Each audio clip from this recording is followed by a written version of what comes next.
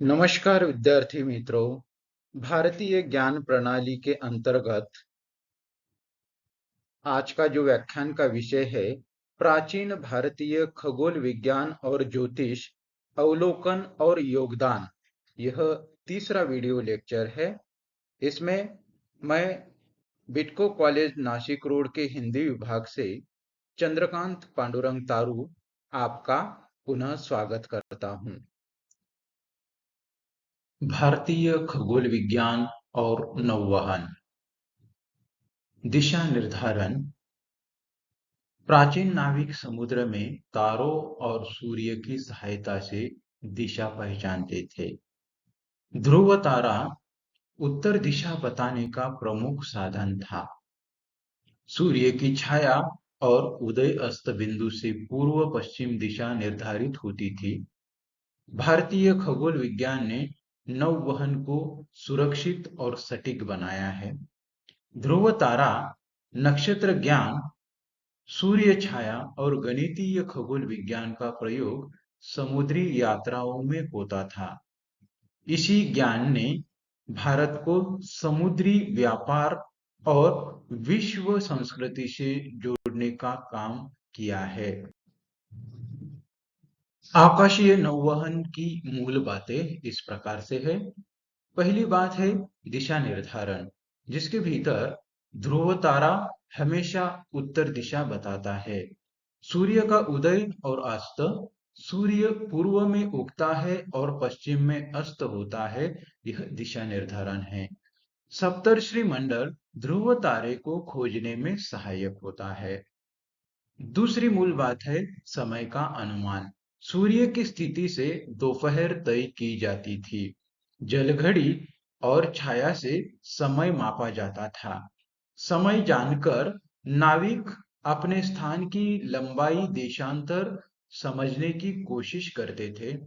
तीसरी मूल बात है अक्षांश निर्धारण। समुद्र में स्थान जानने का सबसे आसान तरीका है।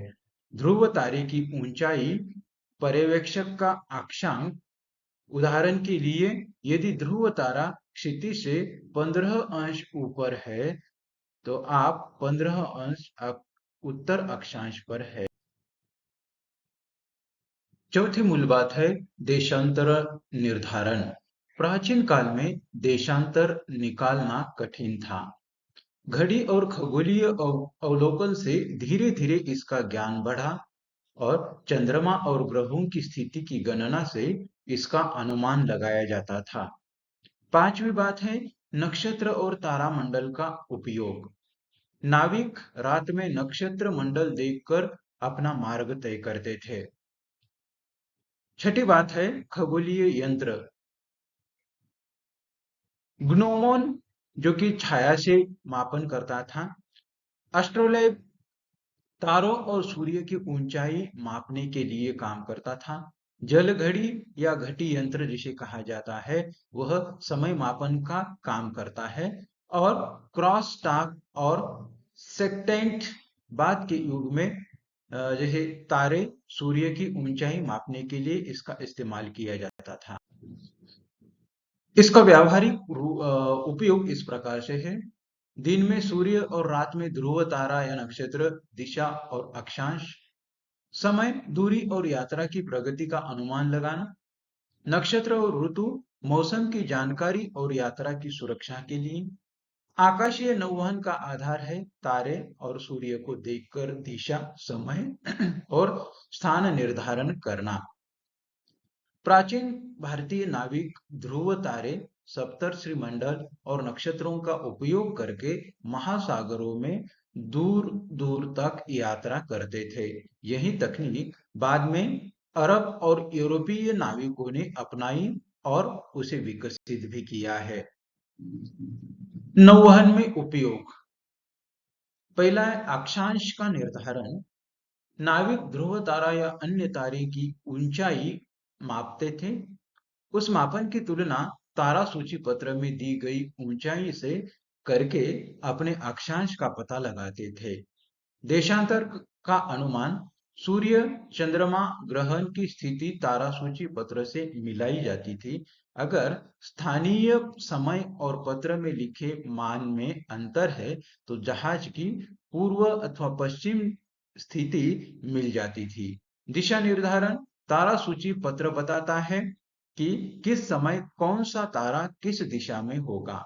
नाविक उस तारे को देखकर अपनी यात्रा की दिशा तय करते थे। समय निर्धारण, समय में दिए गए उदय अस्त समय से स्थानीय समय पता चलता था। इससे यात्रा की प्रगति और दूरी का आकलन होता था।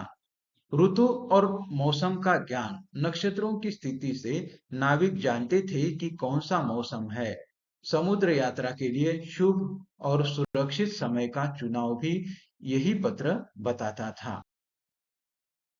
नौवहन में सूर्य और चंद्रमा की भूमिका। नौवहन में सूर्य की भूमिका इस प्रकार से होती थी, जिसे दिशा निर्धारण, अक्षांश निकालना, देशांतर का अनुमान लगाना, ऋतु और मौसम का ज्ञान। नौवहन में चंद्रमा की भूमिका इस प्रकार से थी, जैसे समय और कैलेंडर, देशांतर निर्धारण, रात्रि में प्रकाश और दिशा, ज्वार भाटा से मार्ग निर्धारण। अतः इस प्रकार सूर्य और चंद्रमा दोनों ही प्राचीन नाविकों के लिए आकाशीय मानचित्र की तरह कार्य करते थे। हिंद महासागर व्यापार और खगोल विज्ञान। हिंद महासागर व्यापार का महत्व। प्राचीन काल से ही हिंद महासागर भारत, अरब, अफ्रीका, चीन और दक्षिण पूर्व एशिया को जोड़ने वाला मुख्य मार्ग था। यहाँ से मसाले, कपास, रेशम, मोती, धातुएं और घोड़े का व्यापार होता था। यह समुद्री व्यापार खगोल विज्ञान और आकाशीय नक्षत्र ज्ञान पर आधारित था। मौसम और मानसून का ज्ञान। नाविक जानते थे कि दक्षिण पश्चिम मानसून यानी जून से सितंबर तक और उत्तर पूर्व मानसून नवंबर से फरवरी तक से हवाएं बदलती है। इस मौसमी हवा के ज्ञान से वे समुद्री मार्ग और यात्रा का समय तय करते थे। अतः यह ज्ञान खगोल विज्ञान और आकाशीय अवलोकन पर आधारित था। तारों से दिशा निर्धारण करना। सूर्य का उपयोग खगोल विज्ञान और पंचांग, प्राचीन वेधशालाएं और व्यापार, वैश्विक प्रभाव। निष्कर्षतः कह सकते हैं कि हिंद महासागर व्यापार केवल आर्थिक नहीं था, बल्कि खगोल विज्ञान और नक्षत्र ज्ञान पर आधारित एक वैज्ञानिक यात्रा भी था। भारतीय, अरब और चीनी नाविकों ने तारों, सूर्य, चंद्रमा और पंचांग के आधार पर व्यापार मार्ग बनाए थे। वैदिक ग्रंथों में नौवहन। ऋग्वेद में उल्लेख है। ऋग्वेद में नाव और समुद्र का बार बार उल्लेख मिलता है। उदाहरण के लिए सप्त समुद्र का उल्लेख समुद्र यात्रा और विशाल जनसंपदा का संकेत देता है। कुछ ऋचाओं में बहु से खेवन और 100 चप्पुओं वाली नौका का उल्लेख भी मिलता है। यह संकेत है कि वैदिक काल में सामुद्रिक यात्रा और व्यापारिक जहाजों का ज्ञान था। दूसरा है यजुर्वेद और नौवहन। यजुर्वेद में समुद्र पार करने नाव द्वारा यात्रा और व्यापार का उल्लेख है। नाव का प्रयोग केवल नदी पार करने तक सीमित नहीं था, बल्कि लंबी यात्राओं में भी होता था। अथर्ववेद, इसमें समुद्र को धन, व्यापार और दूर देशों से जोड़कर देखा गया है। नाव और समुद्र के संदर्भ संकेत करते हैं कि लोग समुद्री मार्ग से अन्य देशों से संपर्क रखते हैं। सामवेद, सामवेद में प्रत्यक्ष नौवहन का उल्लेख बहुत कम है, लेकिन समुद्र को संगीत और लय का प्रतीक बताया गया है। महाभारत और रामायण कालीन नौवहन।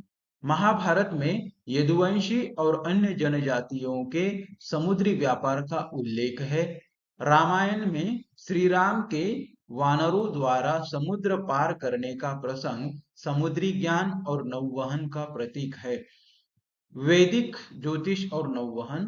वैदिक काल में लोग आकाशीय पिंडों जैसे सूर्य, चंद्र, नक्षत्रों आदि से दिशा तय करते थे।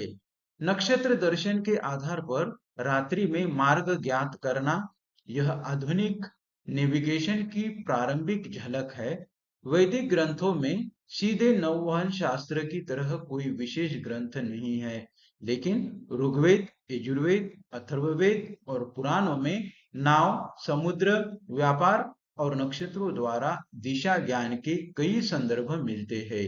इससे सिद्ध होता है कि वैदिक युग में लोग नदियों और समुद्र के रास्ते से यात्रा व व्यापार करते थे और खगोल ज्ञान का उपयोग दिशा निर्धारण में करते थे। वैश्विक नौवहन पर विरासत और प्रभाव। वैश्विक नौवहन से तात्पर्य समुद्र, स्थल और आकाश मार्गों पर दिशा निर्देशन और गंतव्य तक पहुंचने की तकनीक व प्रणाली से है। यह क्षेत्र प्राचीन काल से लेकर आज तक लगातार विकसित होता आया है और इसकी विरासत व प्रभाव बहुत गहरे हैं।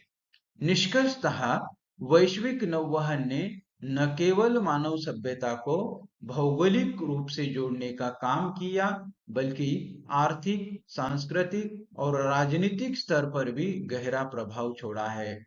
यह प्राचीन ज्ञान से लेकर आधुनिक उपग्रह प्रौद्योगिकी तक मानवता की सतत यात्रा का दर्पण है। इस्लामी और पश्चिमी खगोल विज्ञान पर प्रभाव। इस्लामी खगोल विज्ञान पर प्रभाव। प्राचीन भारत की गणितीय पद्धतियां जैसे त्रिकोणमिति, शून्य दशमलव प्रणाली इस्लामी विद्वानों तक पहुंची है। आर्यभट्ट, ब्रह्मगुप्त और वराह मिहिर की रचनाएं अरबी में अनुदित हुई है। ग्रहों की गति, ग्रहण की गणना और पंचांग निर्माण की भारतीय पद्धति ने इस्लामी खगोल विज्ञान को समृद्ध किया है। सिद्धांत ग्रंथों से प्रेरित होकर इस्लामी विद्वानों ने उन्नत वेधशालाएं और जिजिया का विकास किया है। इस्लामी खगोल विज्ञान पर प्रभाव। इस्लामी विद्वानों द्वारा अनुदित भारतीय यूनानी ग्रंथ यूरोप पहुंचे, जिससे पुनर्जागरण काल में वैज्ञानिक दृष्टिकोण विकसित हुआ है। भारतीय गणितीय खगोल शास्त्र ने कोपरनिकस और केपलर जैसे विद्वानों को अप्रत्यक्ष रूप से प्रभावित किया है। भारतीय पंचांग और गणना विधियों ने यूरोप के नौवहन और कैलेंडर सुधार में योगदान दिया है। शून्य और दशमलव पद्धति के बिना आधुनिक खगोल गणना संभव नहीं होती, जो सीधे भारतीय प्रभाव का परिणाम है। अतः भारतीय खगोल परंपरा ने इस्लामी खगोल विज्ञान को आधार दिया और इस माध्यम से उसका प्रभाव पश्चिमी खगोल विज्ञान तक पहुंचाया, जिसने आधुनिक खगोल विज्ञान की नींव रखी है। इस्लामी दुनिया में भारतीय खगोल विज्ञान का प्रसार। 8वीं शताब्दी में अब्बासी खलीफा अल मंसूर के शासन काल में भारतीय विद्वान बगदाद पहुंचे। आर्यभट्ट और ब्रह्मगुप्त के ग्रंथों का अरबी में अनुवाद हुआ, जैसे सिद्धांत का अल सिंध हिंद और ब्रह्मस्फुट सिद्धांत का अल जिज अल सिंधी। भारतीय दशमलव पद्धति, शून्य और त्रिकोणमिति को इस्लामी खगोलविदों ने अपनाया है। मोहम्मद अल फजारी और अन्य विद्वानों ने भारतीय गणनाओं का उपयोग खगोलीय सारणियां बनाने में किया है। भारतीय ज्योतिष का ग्रहण गणना पद्धति ने इस्लामी पंचांग और नमाज के समय निर्धारण में सहायता की है। इस्लामी वेधशालाओं में भारतीय विधियों का गहरा प्रभाव दिखाई देता है। अतः भारतीय खगोल ज्ञान अरब अनुवादों के माध्यम से इस्लामी दुनिया में फैला और वहां से आगे यूरोप तक पहुंचा है। इस्लामी विद्वानों द्वारा भारतीय खगोलीय कृतियों का उपयोग। अल फजारी, जिसका समय 8वीं शताब्दी है, ब्रह्मगुप्त की ब्रह्मस्फुट सिद्धांत पर आधारित अल सिंध हिंद जिज तैयार किया। अल ख्वारिज्मी, जिनका समय 9वीं शताब्दी में रहा है, भारतीय गणना पद्धति और दशमलव प्रणाली का उपयोग कर खगोल सारणियां बनाई हैं। अल बिरूनी, जिनका समय 11वीं शताब्दी रहा है, भारत आकर आर्यभट्टीय सिद्धांत और पंचांग का गहन अध्ययन किया। अपनी किताब किताब अल हिंद में भारतीय खगोल विज्ञान का विस्तृत वर्णन उन्होंने किया है। अल बत्तानी और अन्य विद्वानों ने ग्रहण की गणना, ग्रहों की गति और त्रिकोणमिति में भारतीय विधियों का प्रयोग किया है। भारतीय ज्योतिषीय विचारों का उपयोग इस्लामी दुनिया में नमाज के समय निर्धारण, किबला दिशा गणना और पंचांग निर्माण के लिए किया गया है। अतः इस्लामी विद्वानों ने भारतीय खगोलीय ग्रंथों का अनुवाद, अध्ययन और व्यावहारिक प्रयोग करके खगोल विज्ञान को आगे बढ़ाया है। इस्लामी खगोलीय उपकरणों पर भारतीय प्रभाव। भारतीय खगोल विज्ञान से प्राप्त गणना पद्धति ने इस्लामी खगोलविदों को उपकरण निर्माण की सटीकता दी है। जल घड़ी और घटी यंत्र की अवधारणा भारत से इस्लामी दुनिया तक पहुंची, जिससे समय मापन में सुधार हुआ है। भारतीय गोल यंत्र और यंत्रराज ने इस्लामी एस्ट्रोलाब को अधिक परिष्कृत बनाया है। भारतीय पंचांग एवं ग्रहण गणना विधियों का उपयोग कर झीज सारणियों और उनसे जुड़े उपकरण तैयार किए गए।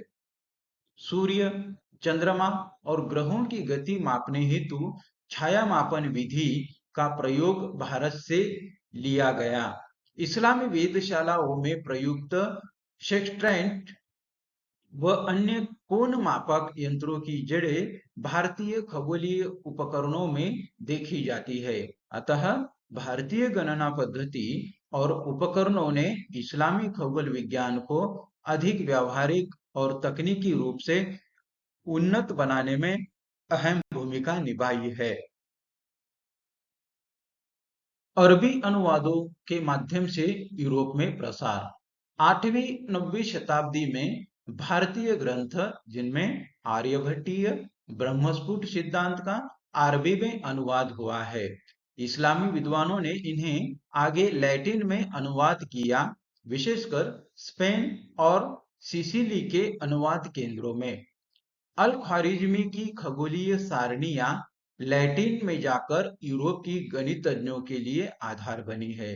भारतीय शून्य, दशमलव और त्रिकोणमिति यूरोप तक पहुंचे, जिससे खगोल गणना में क्रांति आई। इन अनुवादों ने यूरोपीय पुनर्जागरण और आगे चलकर कोपरनिकस, केपलर और गैलीलियो जैसे विद्वानों की खोजों को प्रभावित किया है। अतः भारतीय खगोल विज्ञान अरबी अनुवाद, लैटिन रूपांतरण की प्रक्रिया से यूरोप पहुंचा और आधुनिक खगोल विज्ञान की नींव बनी है। यूरोपीय विद्वान और भारतीय खगोल विज्ञान।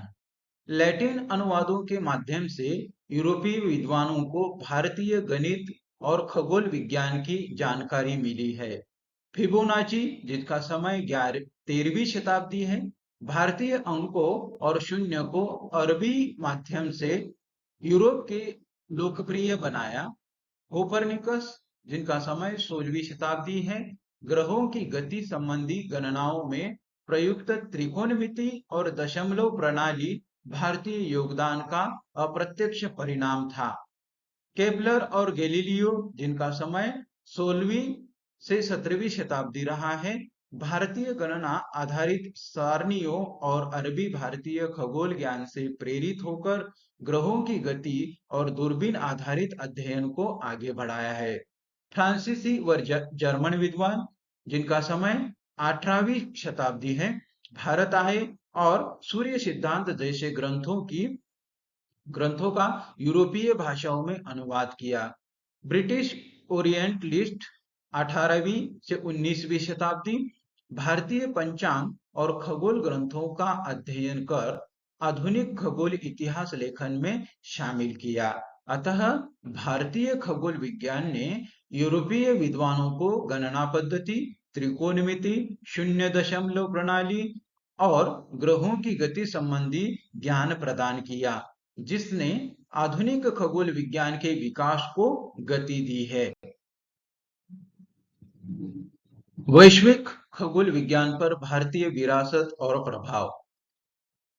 गणितीय आधार, शून्य दशमलव प्रणाली और त्रिकोणमिति की खोज ने विश्व भर के खगोल विज्ञान की गणनाओं को संभव और सटीक बनाया।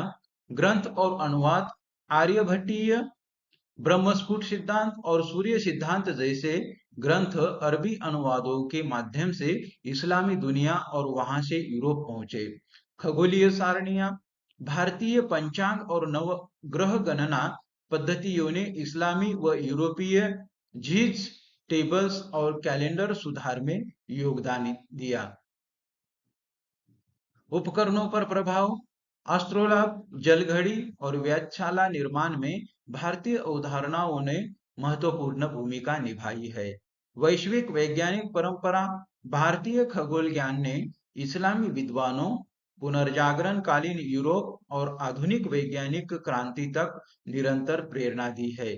भारतीय खगोल विज्ञान की विरासत ने पूरी दुनिया को गणना, समय निर्धारण और ग्रह गति की समझ प्रदान की और यह आधुनिक खगोल विज्ञान की नींव भी बना है। 13वां अध्याय है भारतीय वास्तुकला में खगोल विज्ञान, जिसमें मंदिर निर्माण, मंदिरों का मुख्य द्वार और गर्भगृह प्रायः सूर्य की किरणों के अनुसार उन्मुख होते थे। खगोलीय गणना, वास्तुशास्त्र और शिल्प शास्त्र में भवन की दिशा, ऊंचाई और अनुपात खगोलीय गणना से तय किए जाते थे। सूर्य मंदिर, जी, कोणार्क ओडिशा में और मोढेरा गुजरात के सूर्य मंदिर इस प्रकार बने हैं कि विशेष दिनों पर सूर्य की किरणें सीधे गर्भगृह तक पहुंचे। जंतर मंतर वेधशालाएं, जयपुर, दिल्ली, उज्जैन आदि में विशाल खगोलीय यंत्र स्थापत्य और खगोल विज्ञान का अद्भुत संगम है। गोलक और यंत्रराज, वास्तुशिल्प में प्रयोग किए गए उपकरणों से खगोल मापन व ज्यामितीय संतुलन सुनिश्चित किया गया। कैलेंडर व समय, मंदिर की रचनाओं में छाया व सूर्य की गति से ऋतुओं और पर्व त्योहारों का निर्धारण किया जाता था। अतः भारतीय वास्तुकला केवल धार्मिक या सौंदर्यपरक नहीं थी, बल्कि उसमें खगोल विज्ञान और समय ज्ञान का गहरा वैज्ञानिक उपयोग निहित था। वास्तुशास्त्र में खगोल विज्ञान। दिशा निर्धारण, भवन, मंदिर व वेधशालाएं सूर्य की गति और चारों दिशाओं के अनुसार उन्मुख की जाती थी। सूर्य व चंद्रमा की स्थिति, वास्तु में दरवाजों, खिड़कियों और गर्भगृह का स्थान इस प्रकार रखा जाता था कि विशेष दिनों पर सूर्य अथवा चंद्र की किरणें सीधे अंदर पहुंचे। समय गणना, छाया और खगोलीय गणना से भवन का मुहूर्त व शिलान्यास तय किया जाता था। ऋतु परिवर्तन का ज्ञान, भवन की बनावट में सूर्य के उत्तरायण दक्षिणायन मार्ग का ध्यान रखा जाता था। अनुपात व ज्यामिति, वास्तुमंडल और माप पद्धति खगोल विज्ञान से संबंध ज्यामितीय सिद्धांतों पर आधारित थी। अतः वास्तुशास्त्र में खगोल विज्ञान का उपयोग दिशा, समय, ऋतु और ज्यामिति को संतुलित करने हेतु किया जाता था, जिससे भवन केवल स्थायी न होकर ब्रह्मांडीय तालमेल का प्रतीक बन सके। नगर नियोजन और खगोल विज्ञान। दिशा आधारित नियोजन। नगर की मुख्य सड़कें प्रायः उत्तर दक्षिण और पूर्व पश्चिम दिशा में बनाई जाती थी। सूर्य गति का ध्यान, सड़कों द्वारा और भवनों का उन्मुखीकरण इस प्रकार होता था कि सूर्य का प्रकाश और वायु संचार संतुलित रहे। ऋतु और जलवायु, उत्तरायण दक्षिणायन के अनुसार भवन व सार्वजनिक स्थल निर्मित होते थे। धार्मिक खगोलीय केंद्र, नगर के बीच मंदिर या स्तूप इस तरह रखे जाते थे कि खगोलीय संरेखन बना रहे। ज्योतिषीय प्रभाव, नगर नियोजन में वास्तुमंडल का प्रयोग किया जाता था जो खगोल विज्ञान व ज्योतिष पर आधारित था। अतः प्राचीन नगर नियोजन में खगोल विज्ञान का प्रयोग दिशा, सूर्यगति और ऋतु चक्र को ध्यान में रखकर किया जाता था ताकि नगर प्राकृतिक और ब्रह्मांडीय तालमेल में विकसित हो। खगोलीय संरेखन की आधुनिक व्याख्याएं इस प्रकार है। खगोल पुरातत्व, आधुनिक शोध यह मानते हैं कि मंदिरों, स्तूपों और नगरों का उन्मुखीकरण केवल धार्मिक नहीं बल्कि सूर्य, चंद्र और ग्रहों की गति पर आधारित था। सांस्कृतिक महत्व, खगोलीय संरेखन को प्राचीन समाजों ने समय गणना, कृषि ऋतु निर्धारण और पर्व त्योहारों से जोड़ा। वैज्ञानिक दृष्टि, आधुनिक विद्वान इसे खगोल विज्ञान और ज्यामिति की उन्नत समझ का प्रमाण मानते हैं। प्रतीकात्मक अर्थ इस प्रकार है। सूर्य या चंद्र किरणों का गर्भगृह तक पहुंचना दैवी ऊर्जा के प्रतीक के रूप में देखा जाता है। स्थापत्य योजना, आज इसे सतत विकास और प्राकृतिक ऊर्जा उपयोग की प्रारंभिक अवधारणा के रूप में भी समझा जाता है। अतः आधुनिक व्याख्याएं खगोलीय संरेखन को वैज्ञानिक, सांस्कृतिक और प्रतीकात्मक तीनों दृष्टियों से देखती है। वास्तुकला पर विरासत और प्रभाव, दिशा और संरेखन, प्राचीन वास्तुशास्त्र ने भवनों और मंदिरों को सूर्य, चंद्र और दिशाओं के अनुसार उन्मुख करने की परंपरा दी है। वैज्ञानिक दृष्टिकोण इस प्रकार है। स्थापत्य में खगोल विज्ञान, गणित और ज्यामिति का प्रयोग आगे की सभ्यताओं के लिए प्रेरणा बना है। धार्मिक और सांस्कृतिक प्रभाव इस प्रकार से है। मंदिर, स्तूप और नगर केवल पूजा स्थल नहीं रहे बल्कि ब्रह्मांडीय व्यवस्था का प्रतीक बने। वैश्विक प्रभाव, जंतर मंतर जैसी भारतीय वेधशालाओं ने यूरोपीय विद्वानों को प्रभावित किया और विश्व स्थापत्य में वैज्ञानिक सोच को बल दिया है। आधुनिक वास्तुकला में उपयोग, आज सस्टेनेबल आर्किटेक्चर और ग्रीन बिल्डिंग्स में सूर्य की किरणों, वायु संचार और प्राकृतिक ऊर्जा का वही सिद्धांत प्रयोग हो रहा है। अतः भारतीय वास्तुकला की विरासत ने दुनिया को खगोल आधारित नियोजन, वैज्ञानिक सोच और प्रकृति संतुलन निर्माण की दृष्टि प्रदान की है। भारतीय खगोल विज्ञान और ज्योतिष की समीक्षा, प्राचीन भारतीय खगोल विज्ञान, वैदिक काल में यज्ञ व पंचांग निर्माण हेतु सूर्य, चंद्र और नक्षत्रों का अध्ययन किया गया। वेदांग ज्योतिष, आर्यभट्टीय सूर्य सिद्धांत, बृहस्पति संहिता जैसी रचनाओं ने वैज्ञानिक आधार पर ग्रह नक्षत्रों की गति का अध्ययन किया है। आर्यभट्ट, वराहमिहिर, भास्कराचार्य आदि विद्वानों ने गणितीय खगोल विज्ञान को विकसित किया है। ज्योतिष परंपरा, भारतीय ज्योतिष को ज्योतिष शास्त्र या वेदांग ज्योतिष कहा जाता है। इसे 3 शाखाओं में बांटा गया। पहली शाखा है सिद्धांत ज्योतिष जो खगोलीय गणना करती है। संहिता ज्योतिष, प्राकृतिक घटनाएं, ऋतु परिवर्तन, राजकीय शुभ अशुभ संकेत और अंतिम है होरा ज्योतिष, व्यक्तिगत जीवन, कुंडली और भविष्यफल इसमें देखे जाते हैं।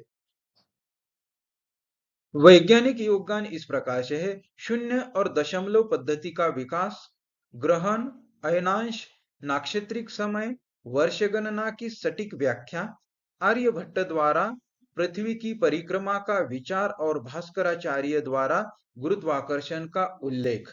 आलोचनात्मक दृष्टिकोण इस प्रकार से है। खगोल विज्ञान ने गणित और विज्ञान को समृद्ध किया है। ज्योतिष ने समाज में धार्मिक व सांस्कृतिक महत्व पाया, किंतु इसमें अंधविश्वास भी जुड़ गया है। वैज्ञानिक पक्ष और धार्मिक या ज्योतिषीय पक्ष के बीच स्पष्ट भेद आवश्यक है। निष्कर्षतः कह सकते हैं कि भारतीय खगोल विज्ञान विश्व स्तर पर अग्रणी रहा है और आधुनिक विज्ञान को आधार प्रदान किया है। ज्योतिष सामाजिक विज्ञान जीवन में गहराई से जुड़ा, परंतु इसे वैज्ञानिक प्रमाणों के आधार पर समझना चाहिए। प्रमुख खगोलीय ग्रंथ और विद्वान, इसकी समीक्षा। वेदांग ज्योतिष सबसे प्राचीन ग्रंथ माना जाता है। यज्ञ विज्ञान और समय निर्धारण हेतु महत्वपूर्ण है। इसमें नक्षत्र, सूर्य, चंद्रमा की गति और पंचांग की नींव रखी गई है। दूसरा है आर्यभट्ट। आर्यभट्टीय पृथ्वी की घूर्णन गति और परिक्रमा का विचार इसमें दिया गया है। ग्रहण की वैज्ञानिक व्याख्या इसके अंतर्गत दिखाई देती है। पाई का सटीक मान भी इसमें निकाला गया है। तीसरा है वराह मिहिर। बृहत संहिता व पंच सिद्धांतिका। पंच सिद्धांतिका में 5 प्रमुख खगोलीय सिद्धांतों का संकलन है। ज्योतिष, खगोल, भूगोल और मौसम विज्ञान का भी वर्णन इसमें पाया जाता है। प्रयोजनों के लिए बल्कि वैज्ञानिक 4 है। ब्रह्मगुप्त ब्रह्मस्फुट सिद्धांत, शून्य और ऋणात्मक संख्याओं के उपयोग की व्याख्या इसमें की गई है। ग्रहों की गति और ग्रहण की गणना की विधि भी इसमें पाई जाती है। 5वां है भास्कराचार्य सिद्धांत शिरोमणि व लीलावती। गुरुत्वाकर्षण का उल्लेख इसमें किया गया है। खगोलीय गणना और बीजगणित पर महत्वपूर्ण योगदान इस ग्रंथ ने दिया है। सिद्धांत, सूर्य सिद्धांत प्राचीनतम और प्रमुख खगोलीय ग्रंथ। ग्रह नक्षत्रों की गति, दिन रात की गणना और समय मापन की भूमिका इसमें महत्वपूर्ण है। निष्कर्षतः भारतीय विद्वानों ने अपने ग्रंथों में न केवल धार्मिक धार पर भी खगोल विज्ञान को विकसित किया। इनकी खोजों ने अरब और यूरोपीय खगोल विज्ञान को गहराई से प्रभावित किया है। दैनिक जीवन में खगोल विज्ञान की समीक्षा। समय और कैलेंडर निर्माण। सूर्योदय, सूर्यास्त, चंद्रमा की कलाएं और नक्षत्रों की गति से पंचांग और कैलेंडर बनाए गए। ऋतु परिवर्तन, कृषि कार्य और त्योहारों का निर्धारण इन्हीं पर आधारित रहा। दूसरा है कृषि और मौसम। वर्षा, हवाओं और ऋतु चक्र का पूर्वानुमान खगोल विज्ञान से जोड़ा गया है। किसानों ने बुआई और कटाई का समय ग्रह नक्षत्रों की गति से तय किया है। धार्मिक और सामाजिक जीवन। पर्व, त्योहार, व्रत, यज्ञ और विवाह मुहूर्त आदि खगोलीय गणना से निर्धारित होते रहे। ग्रहण, संक्रांति और अमावस्या पूर्णिमा का विशेष महत्व इसमें है। नौवहन और दिशा निर्धारण। समुद्री यात्राओं और व्यापार के तारों व नक्षत्रों से मार्गदर्शन लिया गया। ध्रुव तारा दिशा सूचक के रूप में प्रयोग हुआ। आधुनिक जीवन में इसका उपयोग जीपीएस, सैटेलाइट, मौसम पूर्वानुमान और अंतरिक्ष अन्वेषण आधुनिक खगोल विज्ञान की देन है। ऊर्जा, संचार और तकनीकी क्षेत्र में इसका प्रत्यक्ष उपयोग हो रहा है। निष्कर्षतः प्राचीन काल में खगोल विज्ञान दैनिक जीवन का मार्गदर्शक था। कृषि, धर्म, समय और यात्रा में। आज भी आधुनिक विज्ञान और तकनीक के रूप में यह जीवन की गति को नियंत्रित कर रहा है। यंत्र, वेधशालाएं और नौवहन की समीक्षा। यंत्र, वेधशालाएं प्राचीन भारत में जैसे सूर्य घड़ी, ग्नोमोन, जल घड़ी, ध्रुव यंत्र आदि का उपयोग खगोलीय मापन हेतु किया जाता था। जयपुर, उज्जैन, वाराणसी और दिल्ली की जंतर मंतर वेधशालाएं इसके प्रमुख उदाहरण है। इन वेधशालाओं में विशाल पत्थर और धातु यंत्रों से सूर्य, चंद्रमा और ग्रहों की गति, समय निर्धारण, पंचांग निर्माण और ग्रहण की गणना की जाती थी। ये भारतीय खगोल विज्ञान के वैज्ञानिक दृष्टिकोण और वास्तुशिल्पीय कौशल का प्रमाण है। दूसरा है नौवहन। भारतीय नाविक तारों, सूर्य और चंद्रमा की स्थिति देखकर समुद्र यात्रा करते थे। नक्षत्र और दिशा निर्धारण की परंपरा समुद्री मार्गदर्शन में सहायक रही। समुद्री यात्राओं में ध्रुव तारा प्रमुख मार्गदर्शक माना जाता था। भारत से दक्षिण पूर्व एशिया और अरब देशों तक समुद्री व्यापार भारतीय नौवहन ज्ञान की उन्नति का प्रमाण है। समीक्षा। यंत्र वेधशालाएं खगोल विज्ञान के अध्ययन और सटीक गणना के लिए विकसित हुई, जबकि नौवहन में खगोल विज्ञान का प्रत्यक्ष उपयोग हुआ। दोनों ही क्षेत्रों में भारतीय विद्वानों ने आकाशीय पिंडों का ज्ञान व्यावहारिक जीवन, व्यापार, कृषि और धार्मिक अनुष्ठानों से जोड़ा गया है। इस्लामी और पश्चिमी खगोल विज्ञान पर भारतीय प्रभाव। समीक्षा। इस्लामी खगोल विज्ञान पर प्रभाव। भारतीय सूर्य सिद्धांत और आर्यभट्टीय का अनुवाद अरबी भाषा में हुआ, जैसे सिंध हिंद ग्रंथ। शून्य दशमलव पद्धति और त्रिकोणमिति संबंधी ज्ञान अरब विद्वानों ने भारत से ग्रहण किया। अल बिरूनी जैसे विद्वानों ने भारतीय खगोल विज्ञान का अध्ययन कर उसे इस्लामी विद्या परंपरा में समाहित किया है। ग्रहण गणना और पंचांग निर्माण की भारतीय पद्धति इस्लामी चीज में सम्मिलित हुई है। पश्चिमी खगोल विज्ञान पर प्रभाव। अरबों के माध्यम से भारतीय गणित और खगोल विज्ञान यूरोप पहुंचा। शून्य और दशमलव पद्धति ने यूरोप के खगोल और गणितीय अध्ययन को नई दिशा दी। ग्रहों की गति और त्रिकोणमिति से संबंधित अवधारणाएं यूरोपीय पुनर्जागरण के वैज्ञानिक विकास में आधार बनी। कोपरनिकस, केपलर और न्यूटन के सिद्धांत अप्रत्यक्ष रूप से भारतीय इस्लामी गणित खगोल परंपरा से प्रभावित हुए। निष्कर्षतः भारतीय खगोल विज्ञान ने इस्लामी जगत को गणना और सारणिया में समृद्ध किया तथा यूरोप में वैज्ञानिक क्रांति के लिए आधार तैयार किया। इस प्रकार यह पूर्व और पश्चिम दोनों के खगोल विज्ञान का सेतु बना है। वास्तुकला में खगोल विज्ञान की समीक्षा। मंदिर निर्माण में खगोलीय संरेखन। प्राचीन भारतीय मंदिर सूर्य, चंद्र और नक्षत्रों की दिशा के अनुसार बनाए गए। कोणार्क सूर्य मंदिर सूर्य की गति के अनुरूप रथाकार संरचना। बृहदेश्वर मंदिर सूर्य की किरणें विशेष दिनों पर गर्भगृह में सीधे प्रवेश करती है। वास्तुशास्त्र और खगोल विज्ञान। वास्तुशास्त्र में इमारतों की दिशा, प्रवेश द्वार और आंगन का निर्धारण सूर्य व चंद्र की गति पर आधारित था। दिशाओं, ऋतुओं और पंचतत्वों को खगोल विज्ञान से जोड़ा गया है। नगर नियोजन। प्राचीन नगरों की सड़कें व भवन अक्सर उत्तर, दक्षिण और पूर्व पश्चिम अक्ष पर संरेखित होते थे। ऋतु परिवर्तन और वायु संचार की वैज्ञानिक गणना से नगरों का नियोजन होता था। वेधशालाएं और वास्तुकला।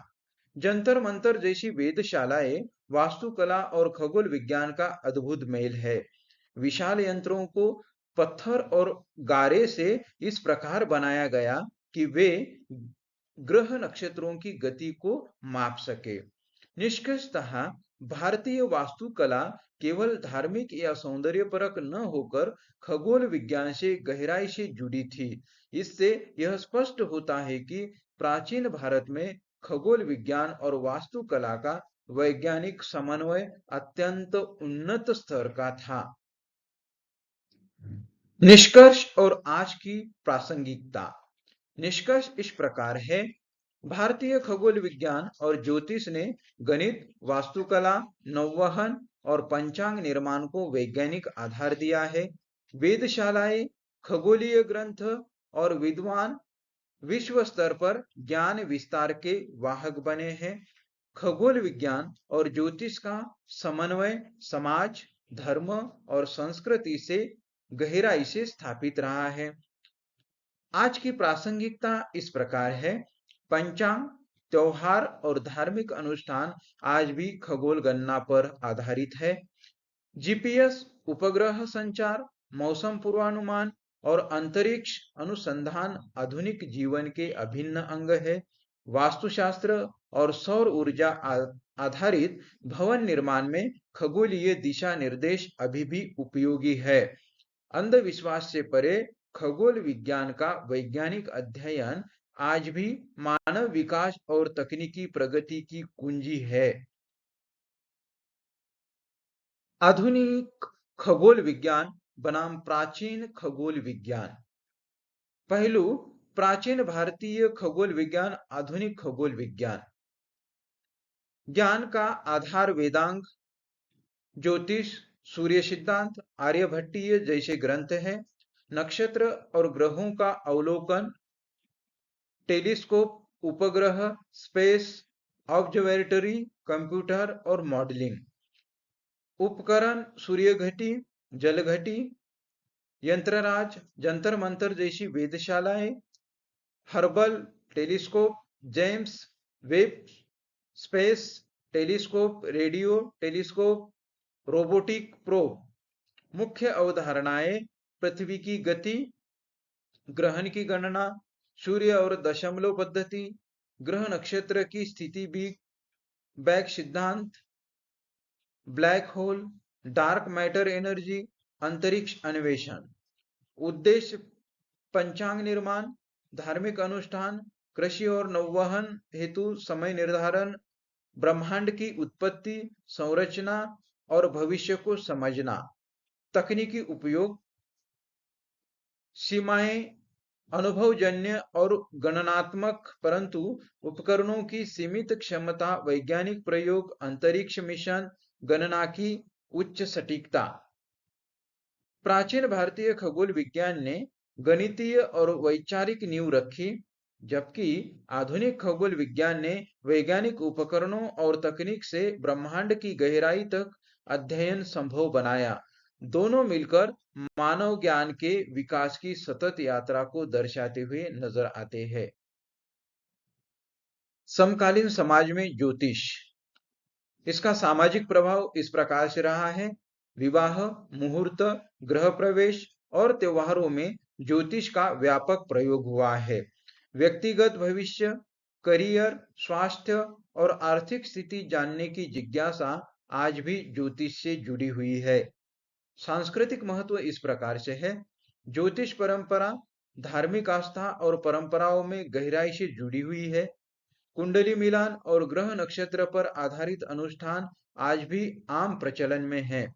वैज्ञानिक दृष्टि से देखा जाए तो आधुनिक विज्ञान ज्योतिष को प्रायोगिक प्रमाणों से रहित मानता है। इसे अधिकतर आस्था और विश्वास पर आधारित विद्या माना जाता है। आर्थिक और व्यावसायिक पक्ष, ज्योतिष ज्ञान आज एक बड़ा व्यवसाय बन चुका है, जैसे ऑनलाइन राशिफल, ज्योतिष ऐप, टीवी शो आदि। वैकल्पिक मार्गदर्शन और मानसिक संतोष के रूप में लोग इसकी ओर आकर्षित होते हैं।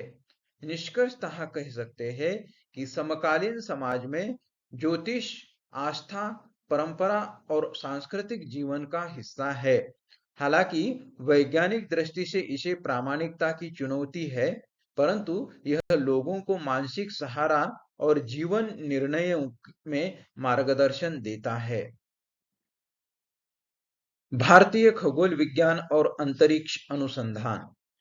प्राचीन भारतीय खगोल विज्ञान वेदांग, ज्योतिष, सूर्य सिद्धांत, आर्यभट्टीय जैसे ग्रंथों में ग्रह नक्षत्रों की गति और समय गणना का वर्णन। आर्यभट्ट, भास्कराचार्य, वराहमिहिर जैसे विद्वानों ने पृथ्वी की गति, ग्रहण और गणितीय खगोल विज्ञान की नींव रखी। मंदिर, वास्तुकला और वेधशालाएं खगोल ज्ञान का प्रत्यक्ष प्रमाण है। आधुनिक भारतीय अंतरिक्ष अनुसंधान अर्थात इसरो। 1969 में इसरो की स्थापना हुई। वैज्ञानिक खगोल परंपरा का आधुनिक विस्तार इससे हुआ है। प्रमुख उपलब्धियां इस प्रकार से है। आर्यभट्ट उपग्रह भारत का पहला उपग्रह माना जाता है। चंद्रयान मिशन चंद्रमा की सतह और जल की खोज करता है। मंगलयान भारत का मंगल मिशन है। पहली बार में सफल होने वाला विश्व का पहला देश भारत है। आदित्य L1 सूर्य अध्ययन हेतु यह कार्य करता है। उपग्रह तकनीक का उपयोग संचार, मौसम पूर्वानुमान, जीपीएस और आपदा प्रबंधन में होता है। निष्कर्षतः प्राचीन खगोल विज्ञान ने वैज्ञानिक चिंतन और गणना की नींव रखी है। आधुनिक अंतरिक्ष अनुसंधान उसी परंपरा को आगे बढ़ाते हुए भारत को वैश्विक अंतरिक्ष विज्ञान में अग्रणी बना रहा है। भारतीय खगोल विज्ञान और ज्योतिष का भविष्य। पहले देखते भारतीय खगोल विज्ञान का भविष्य इस प्रकार है। अंतरिक्ष अनुसंधान अर्थात इसरो और नई वेधशालाओं के माध्यम से वैश्विक खगोल विज्ञान में अग्रणी भूमिका निभा रहा है। खगोल भौतिकी, ब्रह्मांड विज्ञान और ग्रह अन्वेषण में भारत की बढ़ती भागीदारी दिखाई देती है। उपग्रह प्रौद्योगिकी, जीपीएस, मौसम पूर्वानुमान और ऊर्जा अनुसंधान में नए अवसर दिखाई देते हैं। ज्योतिष का भविष्य इस प्रकार है। सामाजिक सांस्कृतिक जीवन में ज्योतिष का प्रभाव जारी रहेगा, जैसे विवाह, पर्व, मुहूर्त आदि। डिजिटल प्लेटफॉर्म और एआई आधारित ज्योतिष सेवाएं और अधिक लोकप्रिय होगी। वैज्ञानिक दृष्टि से इसकी प्रामाणिकता पर प्रश्न बने रहेंगे, परंतु मानसिक मार्गदर्शन और सांस्कृतिक परंपरा के रूप में इसका महत्व भी बना रहेगा। निष्कर्षतः खगोल विज्ञान का भविष्य वैज्ञानिक अनुसंधान और अंतरिक्ष अन्वेषण को आगे ले जाएगा। ज्योतिष परंपरा और आस्था से जुड़ा रहकर समाज में अपनी भूमिका भी निभाएगा। दोनों ही क्षेत्र अलग अलग रूपों में भारतीय संस्कृति और आधुनिकता के बीच सेतु बने रहेंगे। समापन और समापन का विचार। पहले समापन देखते हैं। भारतीय खगोल विज्ञान ने प्राचीन काल में गणित, ज्योतिष, वास्तुकला और नौवहन को गहन वैज्ञानिक आधार दिया। ज्योतिष सामाजिक व सांस्कृतिक परंपराओं में रचा बसा रहा, जबकि खगोल विज्ञान ने आधुनिक विज्ञान को एक नई दिशा दी। प्राचीन से आधुनिक काल तक यह परंपरा निरंतर विकसित होकर आज अंतरिक्ष अनुसंधान तक पहुंच चुकी है। समापन विचार इस प्रकार है। खगोल विज्ञान मानव जिज्ञासा, खोज और वैज्ञानिक प्रगति का प्रतीक है। ज्योतिष आस्था और संस्कृति से जुड़कर समाज को मानसिक आधार प्रदान करता है। आज आवश्यकता है कि हम वैज्ञानिक दृष्टिकोण को अपनाते हुए प्राचीन ज्ञान और आधुनिक तकनीक का संतुलित उपयोग करें।